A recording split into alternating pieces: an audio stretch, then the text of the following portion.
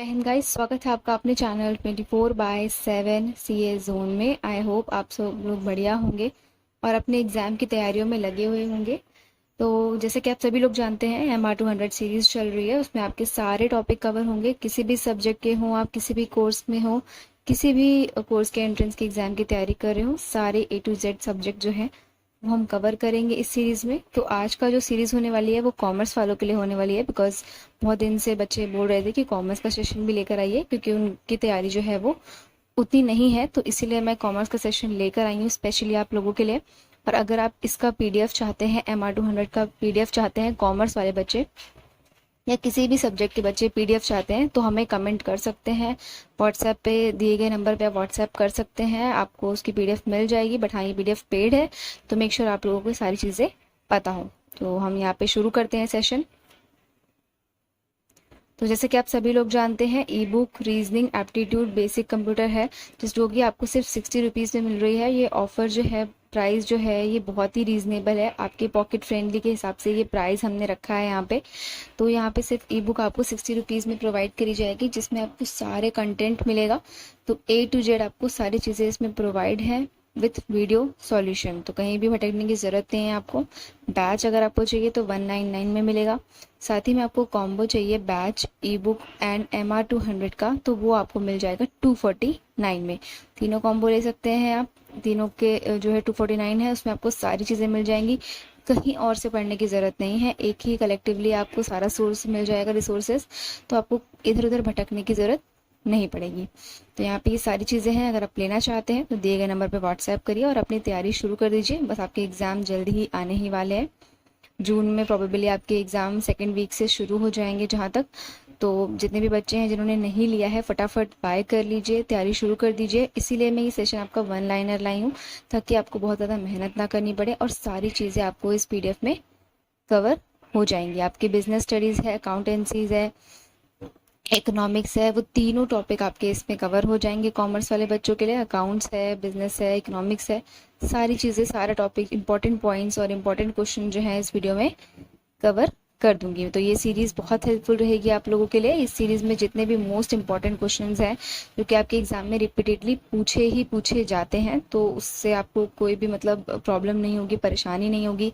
आप अच्छे से अपने एग्जाम में आंसर्स दे पाएंगे। तो विदाउट वेस्टिंग योर टाइम शुरू करते हैं सेशन आज का। तो यहाँ पे आज का जो आपका टॉपिक है वो मैंने बिजनेस स्टडीज से लिया है। ये सेशन कंटिन्यू रहेगा आपका। बिजनेस होगा, फिर इकोनॉमिक्स होगा, फिर उसके बाद ये अकाउंट्स होगी। तो यहाँ पे बच्चे बने रहें इसी तरह से वीडियो में हमारे साथ, और हर एक टॉपिक को, हर एक पॉइंट को अच्छे से जो है याद करते जाएं। तो यहाँ पे आपका फर्स्ट दिया हुआ है फंक्शन ऑफ मैनेजमेंट। तो मैनेजमेंट के फंक्शंस कौन कौन से होते हैं? Planning, organising, staffing, directing and controlling. POSDC ऐसे करके आप शॉर्ट फॉर्म याद कर सकते हैं इसका। तो शॉर्ट फॉर्म के थ्रू आपको चीज़ें जल्दी याद हो पाएंगी, जिससे आपके दिमाग में वो सब बैठी रहेंगे और आप कभी भी आप भूल नहीं पाएंगे। तो यहाँ पे आप planning, organising, staffing, directing and controlling का शॉर्ट फॉर्म आप कर सकते हैं और उसको याद कर पाएंगे। साथ ही में management can be considered as both art and science and management as profession. तो management can be considered as both art and science and management as profession. तो मैनेजमेंट को हम किस तरह से मानते हैं? एज एन आर्ट भी मानते हैं, साइंस भी मानते हैं, और एज अ प्रोफेशन तो मैनेजमेंट कंसिडर किया जाता है। तो यहाँ पे ये इंपॉर्टेंट है आपका पॉइंट। फिर उसके बाद policy formation is the function of top level managers. अब टॉप लेवल मैनेजर्स का जो फंक्शन होता है वो क्या होता है? पॉलिसी फॉर्मुलेशन करना। तो ये बहुत इंपॉर्टेंट है, आपको फंक्शंस पूछ सकता है, टॉप लेवल मैनेजमेंट के फंक्शंस और लोअर लेवल मैनेजर के फंक्शंस क्या क्या होते हैं। तो यहाँ पे ये चीज़ आपके लिए इंपॉर्टेंट हो जाएगी। अब असाइन ड्यूटी किसको दिया जाता है? असाइन ड्यूटी एंड रिस्पॉन्सिबिलिटी किसको दी जाती है? लोअर लेवल मैनेजमेंट को। उसके बाद ये चीज़ बहुत इंपॉर्टेंट है, जितने भी आपके फिलोसफर्स हैं, जो भी आपके, जिन्होंने डेफिनेशंस दी है, जिन्होंने मैनेजमेंट से मतलब रिसर्चेस की है, तो उन्होंने कुछ ना कुछ डेफिनेशंस दी हैं, कुछ ना कुछ टर्म्स उन्होंने डिस्क्राइब किए हैं, जो कि आपके एग्जाम में रिपीटेडली पूछे ही जाते हैं। जैसे यहाँ पे कून्स हैं, तो उन्होंने मैनेजमेंट के बारे में डेफिनेशन दी है, तो ये बहुत इंपॉर्टेंट है यहाँ पे। तो उन्होंने बोला है कि management is the art of getting things done through others with the formally organized group. तो मैनेजमेंट क्या है? मैनेजमेंट एक कला है जिससे कि हम टास्क वगैरह या कोई भी ड्यूटी वगैरह हम करते हैं, असाइन करते हैं फॉर्मली ऑर्गेनाइज ग्रुप्स को, जो कि ग्रुप्स होते हैं जिसमें हम चीज़ें बांटते हैं कि आपको कुछ वर्क दे दिया, आपको कुछ वर्क दे दिया। तो मैनेजमेंट एक आर्ट है, एक कला है। अब जो मैनेजमेंट है आपका, एक फॉर्मली ऑर्गेनाइज ग्रुप में चीज़ें होती हैं जिसमें आपकी सारी चीज़ें एक दूसरे के साथ आप लोग करते हैं, काम करते हैं, कुछ वर्क असाइन होते हैं, किसी को कुछ ड्यूटीज़ होती हैं, मैनेजमेंट होता है। ओवरऑल एक वाइड कॉन्सेप्ट है जिसमें बहुत सारी चीज़ें आती है। उसके बाद superintendent work at operational level of management. तो सुपरिटेंडेंट क्या होते हैं? ऑपरेशनल लेवल पे काम करते हैं। Coordination is a process through which harmony in is established among different activities of an organization. तो कोऑर्डिनेशन क्या होता है? ये बेसिकली कोऑर्डिनेशन में एक ऐसा प्रोसेस है जिसमें आपकी हार्मोनी जो है, हार्मोनी मतलब यूनिटी आपस में एम्प्लॉयज के बीच में डेवलप करी जाती है through the different activities of an organization. Establish करी जाती है harmony between the employees through different activities of, मतलब डिफरेंट एक्टिविटी ऑर्गेनाइजेशन में जो होती है उसके थ्रू बिल्ड करी जाती है। जैसे जो कोऑर्डिनेशन होता है, it is a act of making all the people involve in a plan और activity work together in a organised way. मतलब ये एक एक्ट, मतलब इस तरह से लोगों को आपस में इन्वॉल्व किया जाता है किसी भी तरह के प्लान या एक्टिविटीज़ में, ताकि वो एक साथ काम करें, ऑर्गेनाइज्ड वे में काम करें और हर एक चीज़ आपस में मिलजुल कर एक साथ करें। तो ये कोऑर्डिनेशन में आपका हो जाएगा। उसके बाद इफेक्टिवली। अब इफेक्टिवली क्या होता है? कंसर्न विद कंप्लीटिंग एक्टिविटीज़ और achieving goals within the prescribed time limit. तो इफेक्टिवली होता है आपका, जो कि आपका होता है कंप्लीटिंग टास्क, किसी भी टास्क को या फिर गोल को अचीव करना with in prescribe time limit. एक गिवन टाइम लिमिट में कोई भी चीज़ आपको कंप्लीट करनी है, आइदर वो एक्टिविटी हो, गोल्स हो, वो आपको एक मिनिमम टाइम लिमिट के अंदर, जैसे एक कंपनी का काम होता है कि आपको इतने दिन में कोई भी काम दिया गया है, ड्यूटी दी गई है, तो आपको इतने दिन में वो चीज़ करनी है। तो यहाँ पे होता है कंप्लीटिंग एक्टिविटी और achieving goals within the prescribe time limit is known as effectively. कितना इफेक्टिवली आप वो वर्क कर पाते हो, कितने टाइम ड्यूरेशन में जो दिया गया है उतने में आप अपना टास्क, अपनी एक्टिविटी, अपने गोल अचीव कर पाते हो, which is known as effectively. उसके बाद MC फ्रीलैंड ने दी है definition: coordination is the process whereby an executive develops an orderly pattern of groups efforts among is subordinate and secure unity of action in the pursuit of common purpose। ये बहुत important है, ये coordination की definition दी है MC Freeland ने, तो make sure आप ये ज़रूर याद करके जाइएगा, जिससे ये डेफिनेशन आपके एग्जाम में आ सकती है।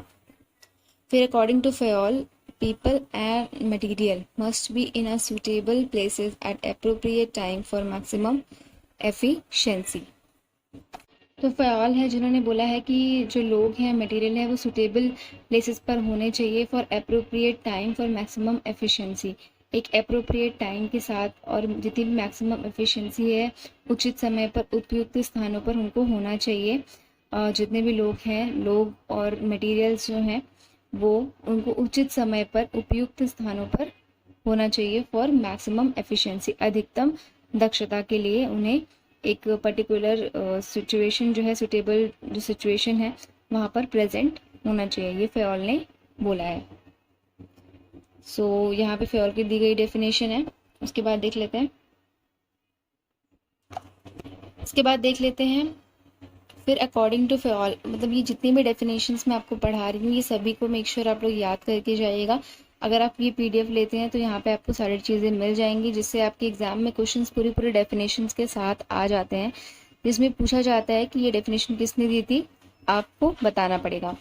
तो यहाँ पे फिर फयोल ने बोला है कि personal should be selected and appointed after due and rigorous procedure, but once selected they should be kept at their position for a minimum fixed tenure। तो यहाँ पे ये भी डेफिनेशन दी है फयोल ने। सो अकॉर्डिंग टू फयोल, उनका कहना है कि जितने भी काम करने वाले जो लोग होते हैं, जो कि जिन्हें हम हायर करते हैं, उन्हें हमको एक मतलब जिनका सिलेक्शन प्रोसेस होना चाहिए, वो एक कठोर, मतलब काफ़ी ज़्यादा रिगरस होना चाहिए। रिगरस प्रोसेस के बाद हमें उन्हें सेलेक्ट करना चाहिए, काफ़ी हार्ड होना चाहिए वो प्रोसेस, उसके बाद ही हम उनको अपने ऑर्गेनाइजेशन में लें।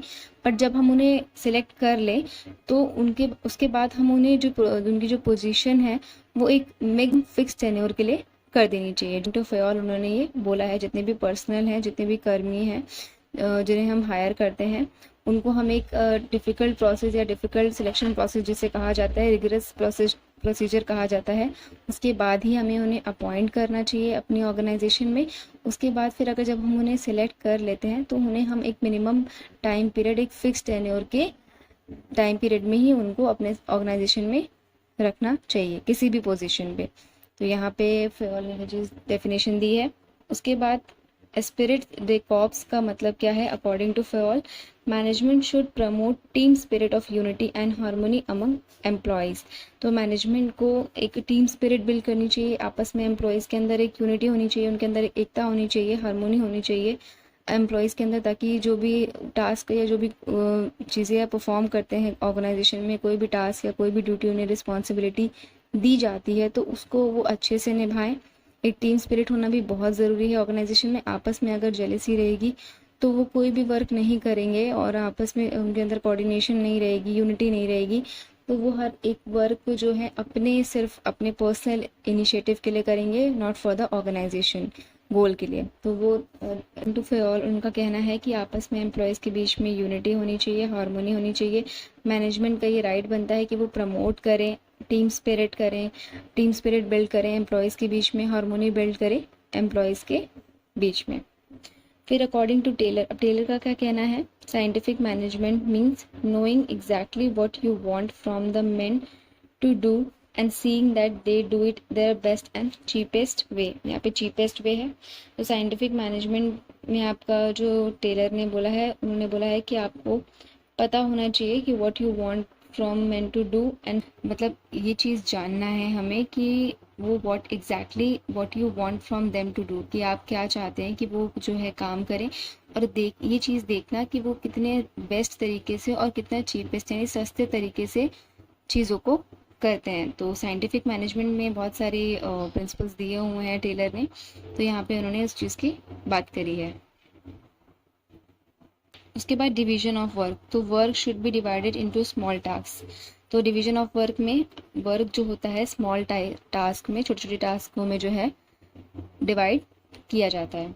उसके बाद प्रिंसिपल ऑफ टेलर, अब टेलर्स के ने कौन कौन से प्रिंसिपल्स दिए हैं, science not rule of thumb, harmony not discord, corporation not individualism, development of each and every person to his or her greater efficiency and prosperity. तो ये बहुत इंपॉर्टेंट है, आप टेलर के और फेओल के दोनों के प्रिंसिपल ज़रूर याद करके जाइएगा, बिकॉज कोई भी प्रिंसिपल आ सकता है जो कि आपसे पूछ लिया जाएगा कि ये किसका प्रिंसिपल है और ये इसका प्रोसेस पूरा क्या है। तो ये बहुत इंपॉर्टेंट है।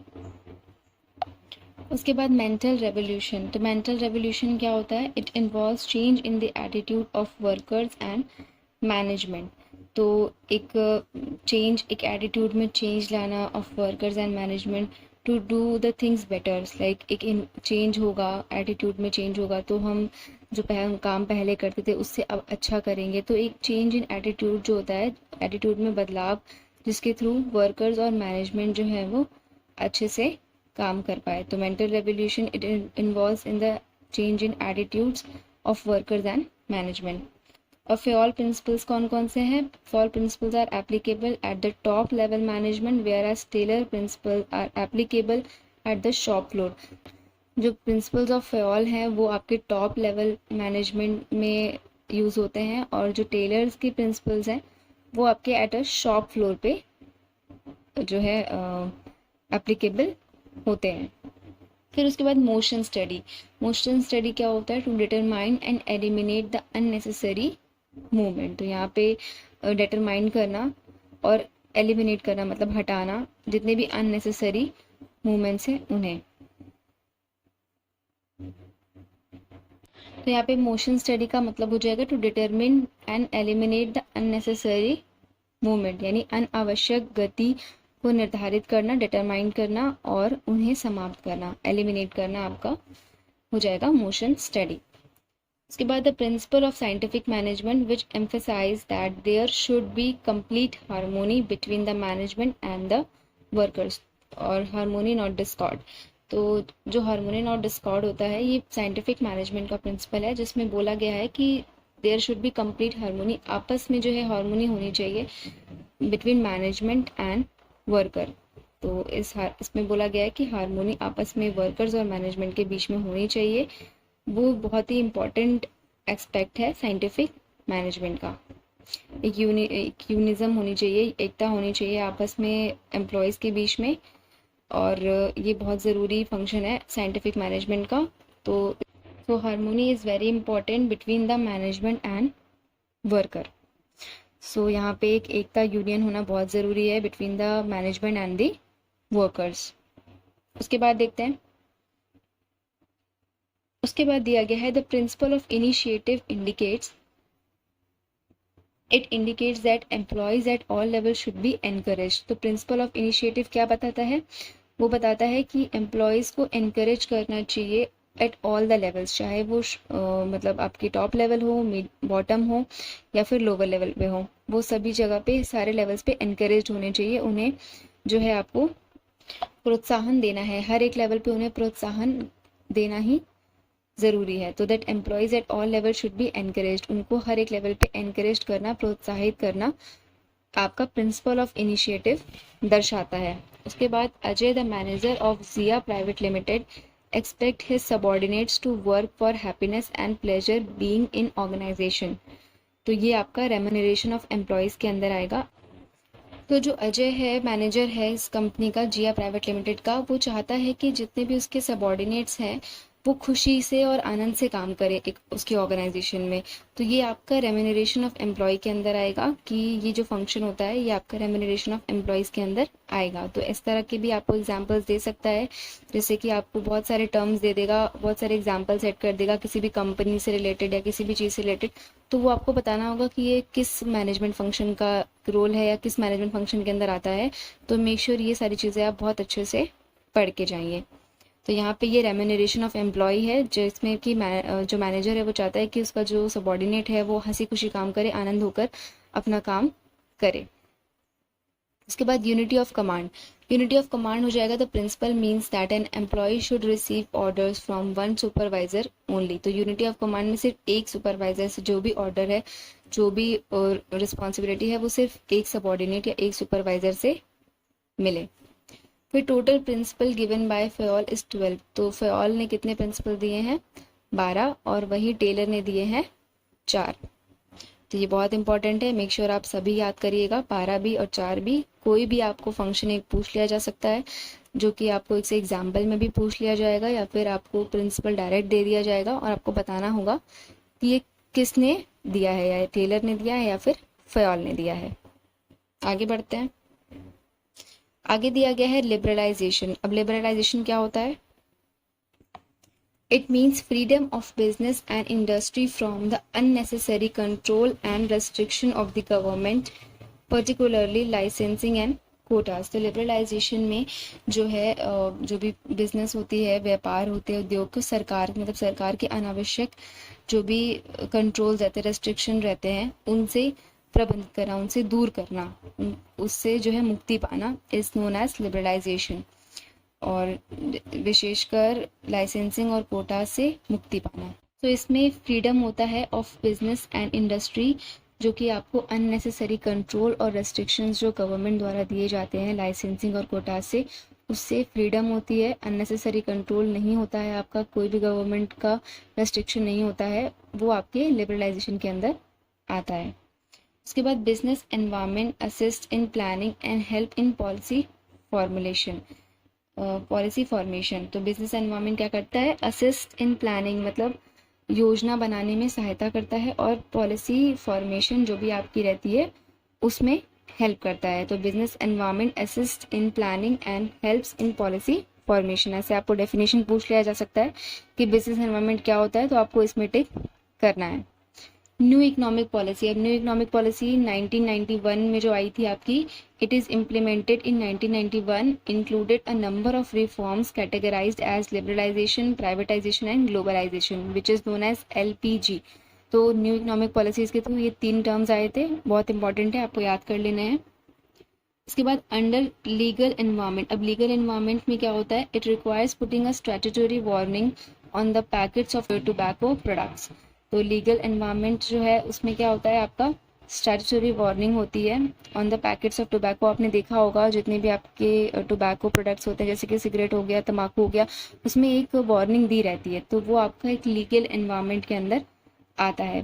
तो लीगल एनवायरनमेंट्स में जो है स्टैट्यूटरी वार्निंग दी रहती है on the packets of tobacco product, तो ये आपका लीगल एनवायरनमेंट के अंदर आ जाएगा। तो टोटल बिजनेस एनवायरनमेंट में आपके इकोनॉमिक एनवायरनमेंट होता है, सोशल एनवायरनमेंट होता है, लीगल एनवायरनमेंट होता है, पॉलिटिकल एनवायरनमेंट होता है और टेक्नोलॉजिकल एनवायरनमेंट होता है। तो ये सारे एक्सपेक्ट है बिजनेस एनवायरनमेंट के। तो उसी में से ये एक है लीगल एनवायरनमेंट, जिसमें अगर आपको दिया रहेगा कि which is known as legal environment, अगर यहाँ पे आपको स्टैट्यूटरी वार्निंग दी रहती है पैकेट्स ऑफ टोबैको प्रोडक्ट्स में, तो वो आपके लीगल एनवायरनमेंट के अंदर आता है।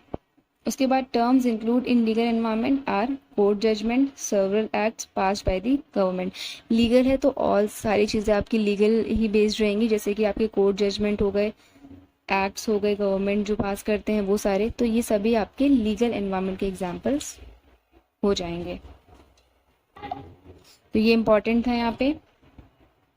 उसके बाद ट्रेंड्स क्या होता है? Trends refers to the change and inclinations towards new products.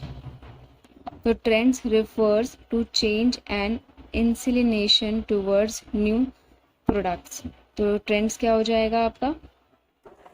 तो ट्रेंड्स क्या होता है? जब न्यू चीज़ें होती हैं जिसके थ्रू हम चेंज हो जाते हैं, हमारा झुकाव हो जाता है towards new products which is known as trend. जैसे ट्रेंड्स बदलते रहते हैं ना, चीज़ें नई नई आती रहती है, तो हम उसकी तरफ अट्रैक्ट हो जाते हैं, हम उसकी तरफ झुक जाते हैं, तो which is known as trends. तो liberalisation, privatisation and globalisation are economic reforms, ये आपकी इकोनॉमिक रिफॉर्म्स के अंदर आएंगे।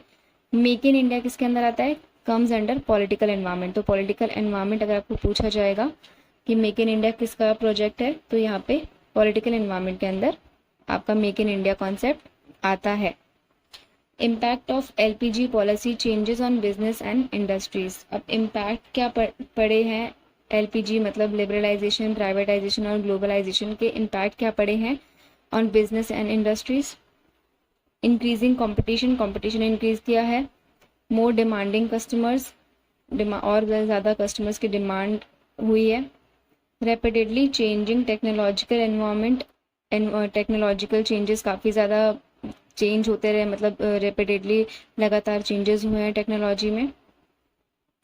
Necessity for change, need for developing human resources, market orientation, loss of budgetary support to the public sectors. तो यहाँ पे ये सारे चेंजेस जो हैं पाए गए हैं आपके LPG policy on business and industry.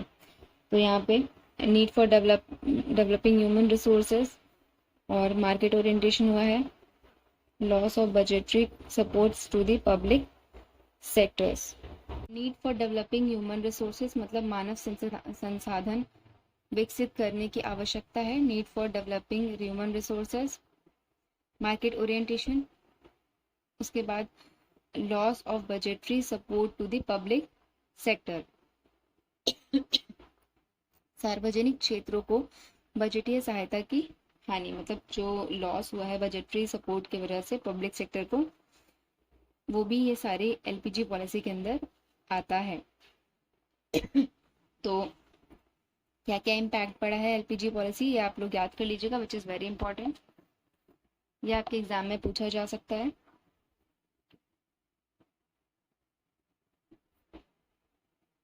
Next है planning involve decision making, it is essentially the process of choosing among various alternative. तो प्लानिंग क्या होता है? आपका डिसीजन मेकिंग प्रोसेस होता है which is choosing among various alternative, जिसमें आपको बहुत सारे अल्टरनेटिव से यानी बहुत सारे उपकरणों से एक बेस्ट चूज करना पड़ता है, which is known as planning. Planning is a thinking process, the organize foresight, the vision based on fact and experiences either required for intelligent action. The definition is given by Alfred and Betty.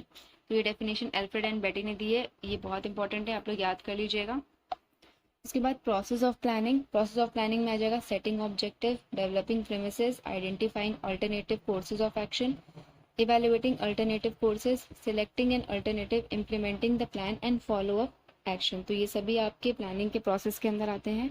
Make sure आप सभी याद करके जाइए क्योंकि ये आपके लिए important है और ये इनमें से कोई भी प्रोसेस आपको पूछ लिया जा सकता है। बाकी आप लोग जो है प्लेलिस्ट भी देख लीजिएगा, जितने भी कॉमर्स वाले बच्चे हैं ऑलरेडी बहुत सारे वीडियो अपलोडेड हैं कॉमर्स के लिए, तो वो भी आप देखिएगा। बाकी ये भी आप देखिए, पूरे अपनी ओवरऑल तैयारी आप बढ़िया से करिए। सारी पीडीएफ हैं, सारे वीडियोस हैं, 2-3 बार आप देख के वो सारी चीज़ें आपको याद हो जाएंगी। तो यहाँ पे प्रोसेस ऑफ प्लानिंग बहुत इंपॉर्टेंट है। मेक श्योर आपको सारे प्रोसेस प्लानिंग के याद हों। The most critical step in the process of planning is selecting the best possible course of action. तो जो सबसे ज़्यादा क्रिटिकल स्टेप होता है प्रोसेस ऑफ प्लानिंग का, वो होता है selecting the best possible course of action. तो अगर आपसे पूछता है कि मोस्ट क्रिटिकल स्टेप क्या होता है प्रोसेस ऑफ प्लानिंग का, तो आप बता सकते हैं selecting the best possible course of action. उसके बाद planning involves application of mind and foresight. It comes under importance of planning, promote innovative idea. तो आपका जो planning application of mind and foresight है, ये आपके इम्पोर्टेंस ऑफ प्लानिंग का part है, विच प्रमोट्स इनोवेटिव आइडिया। ये आपके इनोवेटिव आइडियाज़ को प्रमोट करता है। तो मेक श्योर आपको इम्पोर्टेंस, फंक्शन, प्रोसेस प्रॉपर अच्छे से याद होने चाहिए, हर एक स्टेप, जो कि आपके एग्जाम में पूछे जा सकते हैं। उसके बाद नेक्स्ट देखते हैं, नेक्स्ट लिमिटेशन ऑफ प्लानिंग। अब प्लानिंग के लिमिटेशंस क्या क्या हैं? Planning leads to rigidity, planning में not work in a dynamic, planning reduce creativity, planning आपका क्रिएटिविटी रिड्यूस करता है, हमेशा डायनेमिक रिजिड होता है, मतलब एक बार हमने बना लिया तो हम उसको चेंज नहीं कर सकते हैं। प्लानिंग इन्वॉल्व्स ह्यूज कॉस्ट, काफ़ी ज़्यादा कॉस्ट लगता है प्लानिंग में, टाइम कंज्यूमिंग प्रोसेस होता है, और डज नॉट गारंटीड सक्सेस, मतलब ज़रूरी नहीं है कि जो हमने प्लानिंग करी हो वो सक्सेसफुल ही हो। तो ये सारी आपके लिमिटेशंस के अंदर आ जाएंगी। तो ये सारी लिमिटेशंस ऑफ प्लानिंग के अंदर आएगा, विच इज़ वेरी इंपॉर्टेंट।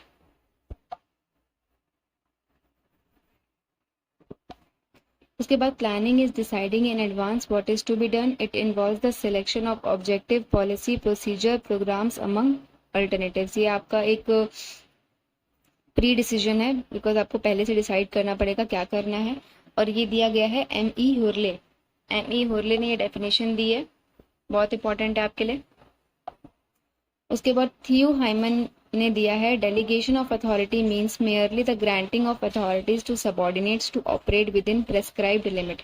उन्होंने कहा है जो डेलीगेशन ऑफ अथॉरिटी, मतलब उसमें आपको ग्रांट करना है, अथॉरिटी देना है सबऑर्डिनेट्स को कि वो ऑपरेट करे with in the prescribed limit, यानी निर्धारित सीमा के भीतर ही काम करने का अधिकार देना, अथॉरिटी देना टू योर सबऑर्डिनेट्स। ये थियो हाइमन ने डेफिनेशन दी है, थियो हाइमन ने डेफिनेशन दी है, विच इज़ वेरी इंपॉर्टेंट, आप लोग याद कर लीजिएगा। डेलीगेशन की है, डेलीगेशन ऑफ अथॉरिटी। उसके बाद लुइस एलन है। लुइस एलन ने कहा है, decentralization refers to systematic efforts to delegate to the lowest all the authority except that which can be exercised at central points. तो ये लुइस एलन ने definition दी है डिसेंट्रलाइजेशन की, ये भी इंपॉर्टेंट है आप लोगों के लिए। उसके बाद थियो हाइमन ने ऑर्गेनाइजिंग के बारे में बोला है कि it is a process of defining and grouping the activities of the enterprise and establishing authority relationship among them.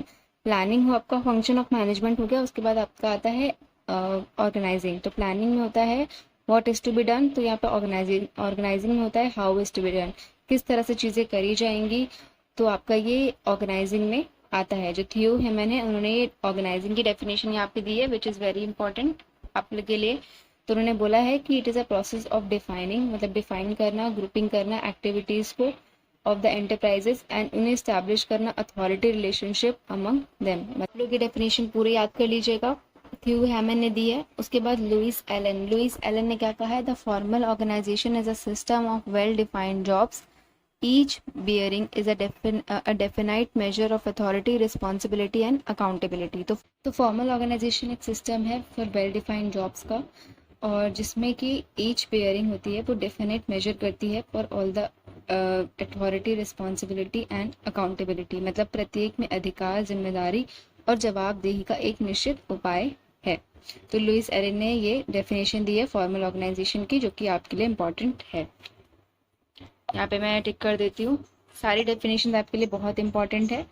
फिर उसके बाद the form of organization known for giving rise to rumours is called informal organization. Informal organization कैसी organization है? The form of organization known for giving rise to rumours, यानी अफवाहें जो होती हैं बहुत जल्दी उसमें फैल जाती हैं, राइज बहुत जल्दी आगे बढ़ जाती हैं। इनफॉर्मल ऑर्गेनाइजेशन में एक ऐसी ऑर्गेनाइजेशन है जो कि आपकी अफवाहों को जन्म देने के लिए जाने जाने वाली संगठन है। एक informal organization is organization which is giving rise to rumours is known as informal organization. Element of delegation, अब एलिमेंट ऑफ डेलीगेशन क्या क्या हो जाएंगे? Authority, responsibility and accountability. Grouping of activity on the basis of function is a part of functional organization. Activity, grouping of activities जो होती हैं उनके function के बेसिस पे जो एक्टिविटीज हम ग्रुप कर देते हैं, उनको ग्रुप के हिसाब से बांट देते हैं, जो उनके फंक्शंस रहते हैं, उसको हम फंक्शनल ऑर्गेनाइजेशन कहते हैं। नेक्स्ट देख लेते हैं। नेक्स्ट दिया हुआ है staffing is related to money element of management. Staffing आपका जो है मनी एलिमेंट से रिलेटेड है ऑफ मैनेजमेंट, क्योंकि इसमें हमको हायर करने पड़ते हैं, रिक्रूटमेंट होता है, तो it is known for money element, मतलब पैसे से रिलेटेड है, मनी से रिलेटेड है एलिमेंट ऑफ मैनेजमेंट का। तो staffing is related to money element of management. Job rotation involve shifting of an employ from one job to another. अब job rotation में क्या होता है? एम्प्लॉय का शिपमेंट होता है एक जगह से दूसरी जगह पे, one job to another job. Job rotation मतलब एक उसको टास्क दिया फिर उसके बाद दूसरा दे दिया, तो one job to another job is known as job rotation. तो job rotation involve shifting of employ. Job rotation क्या होता है? Job rotation involve shifting of an employ from one job to another. Shifting होते हैं, employ का shift होता है, उसको शिफ्ट कर दिया जाता है एक जॉब से दूसरे में। स्टेप्स ऑफ स्टाफिंग, अब स्टेप्स क्या होते हैं ये भी बहुत इंपॉर्टेंट है। Estimating the man power requirement, estimate करना मैन पावर रिक्वायरमेंट को, पहले देख लेना कि मैन पावर कितनी रिक्वायरमेंट है, हमें क्या रिक्वायरमेंट है। रिक्रूटमेंट कराना, उसके बाद सिलेक्शन करना, उन्हीं रिक्रूटमेंट में सिलेक्ट कर लेना जो बेस्ट कैंडिडेट है। प्लेसमेंट एंड ओरिएंटेशन, उसको प्लेसमेंट एंड ओरिएंटेशन मतलब ऑर्गेनाइजेशन के बारे में उसको सारी चीज़ें जो है ओरिएंटेशन के थ्रू बताना। फिर training and development, training and development उसकी ट्रेनिंग पीरियड होती है, डेवलपमेंट होता है एम्प्लॉय का, वो कराना। उसके बाद परफॉर्मेंस अप्रेजल, फिर उसके बाद जो भी उसकी परफॉर्मेंस रहती है उसी हिसाब से उसका अप्रेजल करना, तो परफॉर्मेंस अप्रेजल। तो ये सारे स्टेप हो जाएंगे आपके स्टाफिंग के। उसके बाद डेविड एंड रॉबिन्स ने selection is a managerial decision process as to predict which job applicants will be successful if hired. तो ये डेविड एंड रॉबिन्सन ने दी है सिलेक्शन की डेफिनेशन, ये भी आपके लिए इंपॉर्टेंट है। इसके बाद आगे देखते हैं methods of training. Method of training में आपके on the job end of the job पूछ सकता है, एक दो ट्रेनिंग क्वेश्चंस में आ सकते हैं, बहुत इंपॉर्टेंट है ये देख सकते हैं, मोस्ट इंपॉर्टेंट है। On the job training method हो जाएंगे apprenticeship programs, coaching, internship training, job rotation, induction training, और यहाँ पे इंडक्शन ट्रेनिंग हो जाएगी। ऑफ द जॉब ट्रेनिंग हो जाएगा classroom lectures, films, case study, computer modelling, vestibule training, programme instruction, ये सारी आपकी ऑफ द जॉब ट्रेनिंग हो जाएंगे, विच इज़ वेरी इंपॉर्टेंट। ये दोनों ही आपके लिए बहुत इंपॉर्टेंट है। उसके बाद HRM includes many specialized activity to be perform by HR except customer focus.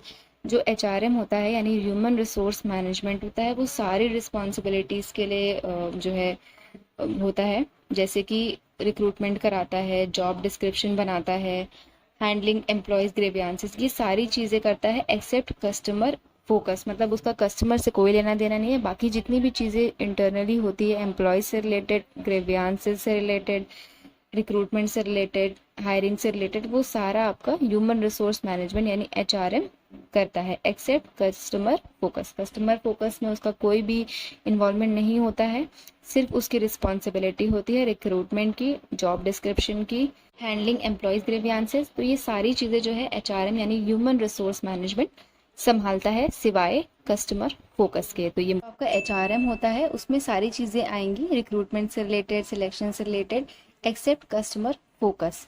तो यहाँ पे कस्टमर फोकस जो है HRM का पार्ट नहीं है। आगे देखते हैं। आगे दिया गया है the objective of recruitment is to create a pool of prospective candidate from which the best candidate can be selected.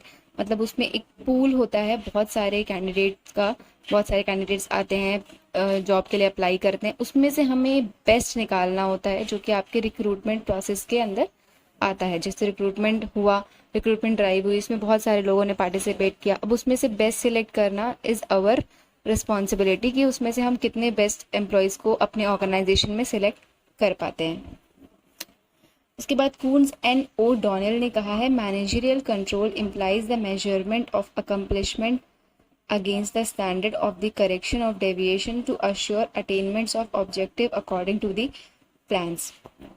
ये डेफिनेशन आपकी कून्स और डेवल ने दी है, बहुत इंपॉर्टेंट है डेफिनेशन। ये आपसे पूछ सकता है कि मैनेजरियल कंट्रोल क्या होता है, उसके बारे में बताइए, तो यहाँ पे आप इनकी डेफिनेशन दी गई यहाँ पे नोट कर सकते हैं।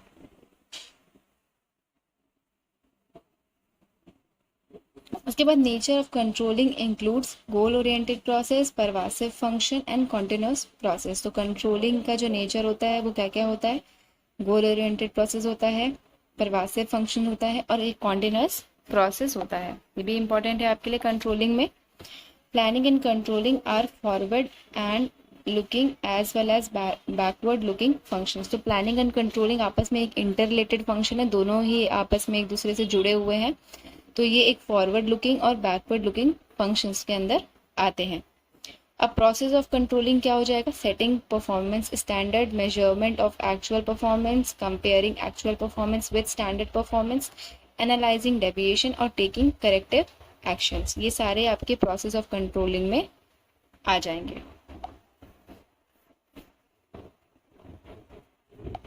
उसके बाद इन analysing deviation points comes critical point control and managerial control by exception. तो यहाँ पे ये जितने भी प्रोसेस ऑफ कंट्रोलिंग है उसमें एनालाइजिंग डेविएशन के अंदर आता है क्रिटिकल पॉइंट कंट्रोल, जिसमें आपके KRA यानी की रिस्पॉन्सिबिलिटीज एरियाज आते हैं, KRA ये आपसे पूछ सकता है, और मैनेजमेंट कंट्रोल बाय एक्सेप्शन आता है।